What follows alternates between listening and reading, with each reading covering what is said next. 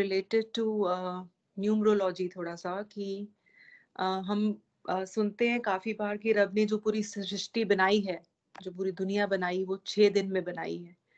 तो if 7 is God's number and 6 is Saturn's number, तो रब ने ये पूरी सृष्टि 6 दिन में बनाई और 7 में नहीं। और इसके साथ ही कि 6 जो है वो पार्ट ऑफ स्पिरिचुअल नंबर आता है इन न्यूमरोलॉजी, हालांकि वो सैटर्न्स नंबर है। तो ये स्पिरिचुअल नंबर कैसे माना जाता है? जैसे 3, 6, 9 3 स्पिरिचुअल नंबर हैं, तो इसको तो स्पिरिचुअल नंबर में नहीं होना चाहिए। अगर हमारी कैपेसिटी हो एक दिन में 3000 कैलोरीज यूज करने की, हमारे स्टमक में पहुंच ही इतनी है कि हम जो भोजन करें वो 3000 कैलोरी से ऊपर नहीं होना चाहिए।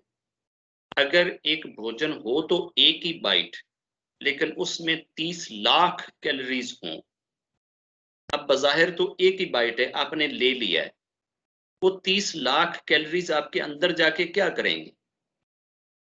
तूफान मचा देंगे, आपको पुट्ठा कर देंगे, बुखार चढ़ा देंगी, वॉमिटिंग होने लग जाएगी, आप पागल हो सकते हैं, दौरे पड़ सकते हैं, शिवरिंग होने लग सकती है, कुछ भी आपके साथ हो सकता है, क्योंकि आपकी वो ओवर से ओवर पता नहीं कितने गुना ओवर वो चीज है।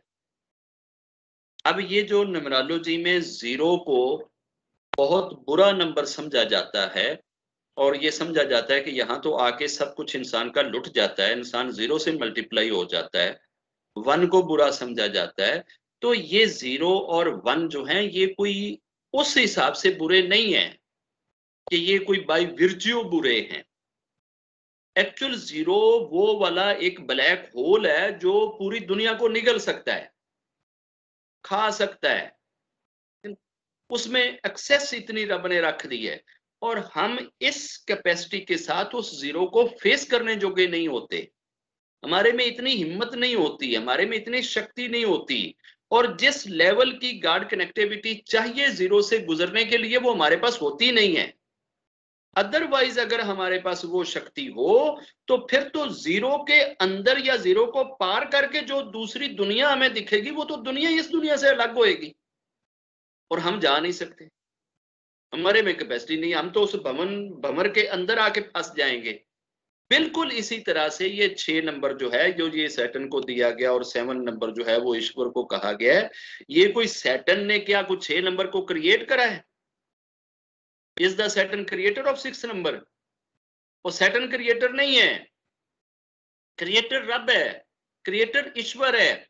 वो यहां पहुंचने वाले को रोकता बहुत जबरदस्त तरीके से है, उसको काबू करने की कोशिश करता है।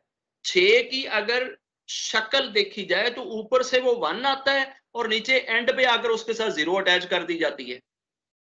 ये 1 और 0 का कॉम्बिनेशन है, ये 6 बनता है।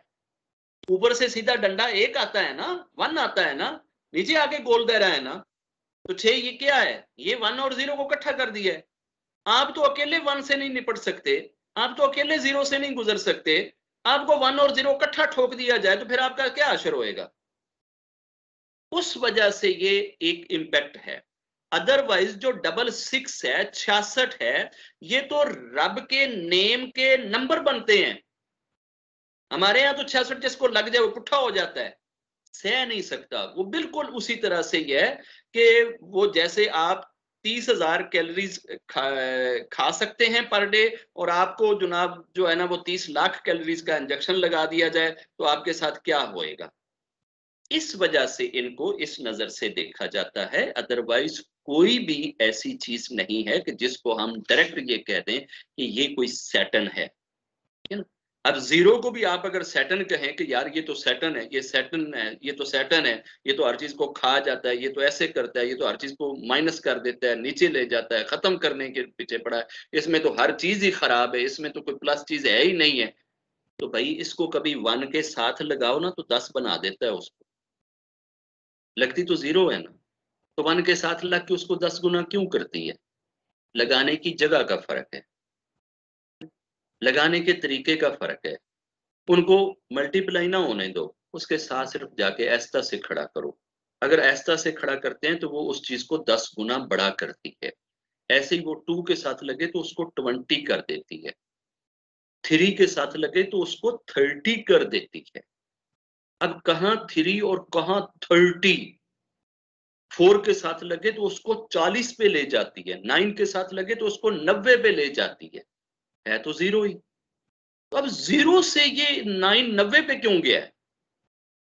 बस वो थोड़ा-सा उसकी एडजस्टमेंट का फ़र्क है। यही एडजस्टमेंट हमारे पास होती नहीं है। और उस एडजस्टमेंट को जब हम समझ लेते हैं या उस एडजस्टमेंट की जो रिक्वायरमेंट है जब हम वो पूरी कर लेते हैं, तो उस वक्त हम इन सारे क्या कहते हैं कि भंवरों से, चुंगलों से निकल जाते हैं।